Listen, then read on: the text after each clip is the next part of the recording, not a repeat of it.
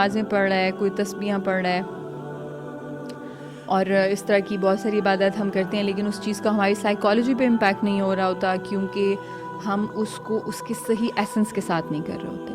اور اگر ایک عبادت جو ہے وہ آپ کے اوپر امپیکٹ اس کا تبھی ہوگا جب آپ اس کو اس کی پوری، جیسے کہتے ہیں نا کہ فل ایسنس کے ساتھ، یو آر ایکچولی دیئر، آپ کا دل وہاں ہے، آپ پریزنس آف مائنڈ کے ساتھ کر رہے ہو،